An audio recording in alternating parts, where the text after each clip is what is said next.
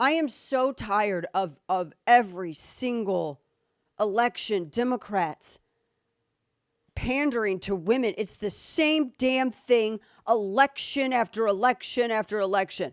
Your abortions, your abortions, your abortions. You stupid broads, you only care about your vaginal related issues. You only care about abortions. You only care about, it's every election.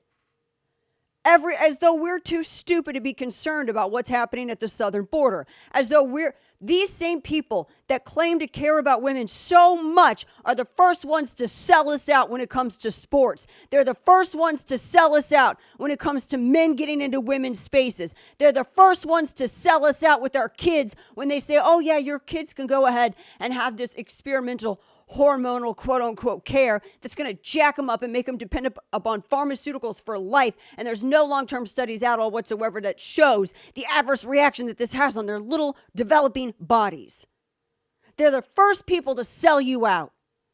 Oh, but wait a minute, they care about you because abortions. The good Lord above has not given me enough middle fingers for that sentiment. So the whole, she's going there. That's where she went. Did you see the way they made such a big deal out of it? Let me pull this headline up. So they're saying, oh my gosh, she's like the first president, vice president, etc. It's historic. Historic, Kane. Absolutely historic. Remember when it was safe, legal, and rare? Isn't that what they said? Oh, yeah. I wonder why it's so historic, why no one's ever done this before. If it's so safe, legal, and rare, why the hell is the vice president of the United States there if it's so, rare?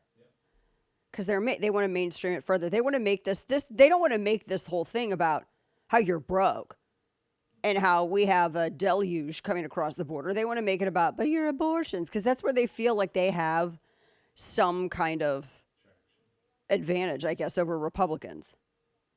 That's what they're doing. Oh my goodness. It's historic. I'm counting on my headlines here. How historic this is. It's so historic, you guys. It's so crazy. It's so unbelievably historic. She's there. Can you believe it? But what is it going to do for voters? Does that, I guess maybe with some people, I guess that it works. I guess that it moves the needle a little bit, maybe. But that's kind of sad that it looks like that. I mean, to me, that's sad. It's sad because it's so little. Now, we had all this news coming out yesterday about the whole Haitian maritime invasion, etc., that's happening at the border, and how you have Governor Ron DeSantis, who's sending out everybody that he possibly can in order to repel what's happening here at the border. It's kind of a little crazy.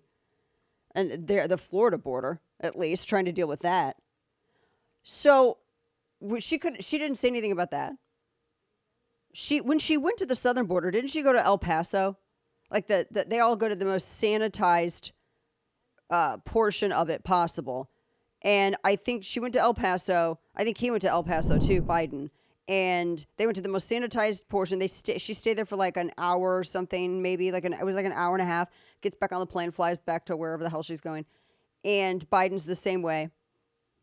But I think she spent a little bit more time there. What was she going to do? She's just going to go through there and help. Like, seriously, what is she doing? What the hell is she doing there? Is she going to go there and help? She was supposed to go to these countries and stop the flow from the source. Remember that?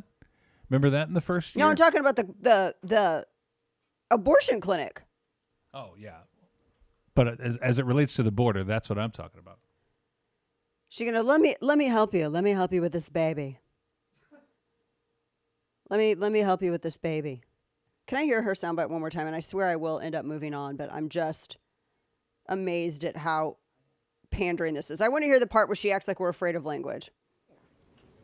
That people have access to the health care they need, and that they have access to health care in an environment where they are treated with dignity and respect. Well, no, what did she say when she was... And please do understand that when we talk about a clinic such as this, it is absolutely about health care and reproductive health care.